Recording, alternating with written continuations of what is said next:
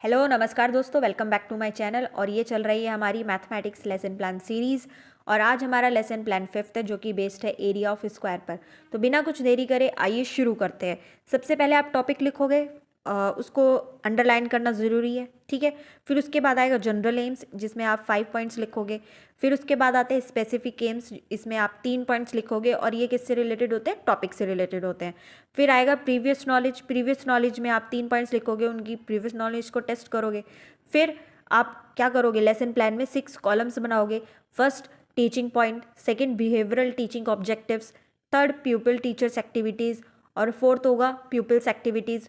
फिर method, techniques and material aids and last, और ये जो 6th है इसमें आप क्या लिखोगे, इवेल्युएशन।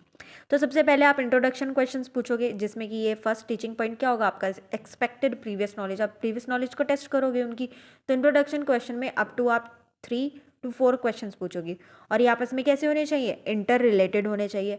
फिर आएगा इंट्रोडक्शन ऑफ द टॉपिक, जिसमें आप स्टेटमेंट ऑफ ऑब्जेक्टिव में क्या करोगे, अपना टॉपिक लिखने के बाद उसको क्या करोगे, अंडरलाइन करोगे।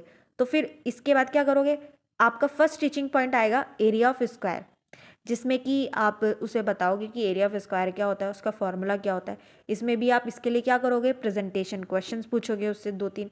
फिर आप अपनी एक्सप्लेनेशन दोगे, बताओगे उसे कि क्या होता है, कि उसकी डेफिनेशन क्या होती है, उसका एरिया क्या होता है, ओके, उसका फॉर्मूला क्या होता है। और साइड में आप क्या करोगे, साइड में आप उसका मिनिएचर लगाओगे।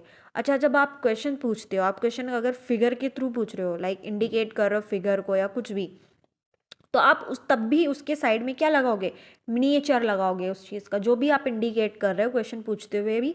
जैसे मैंने यहाँ पर लगाया हुआ है, ठीक है, वैसे ही आप क्या करोगे, वैसे ही मिनिएचर अपने लेसन प्लान में पेस्ट करोगे, ठीक है। एक्सप्लेनेशन के साइड में तो आपका चार्ट पेपर का मिनिएचर आएगा, जैसे कि आपने जो भी फिगर बनाई होगी वो आप यहाँ पर ड्रॉ करोगे और उसका मिनिएचर लगाओगे। फिर उसके साइड में अब ये टीचिंग पॉइंट है तो इवेलुएट तो करना पड़ेगा कि बच्चों को समझ में आया है नहीं। तो आप साइड में क्या करोगे, अपना उसका उससे रिलेटेड क्या पूछ लोगे, एक क्वेश्चन पूछ लोगे छोटा सा, कि हाँ, देखने के लिए कि हाँ बच्चों को समझ में आ गया है। फिर आप मॉडल क्वेश्चन कराओगे, लाइक खुद सॉल्व कराओगे। इसे कौन सॉल्व करता है, इसे प्यूपिल टीचर सॉल्व करता है।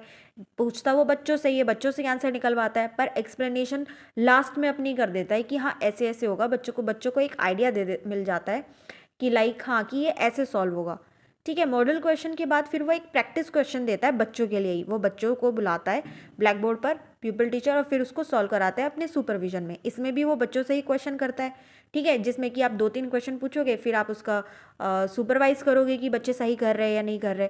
और दोनों में, मॉडल क्वेश्चन और प्रैक्टिस क्वेश्चन में, साइड में ये दोनों भी एक टीचिंग पॉइंट ही हुए ना।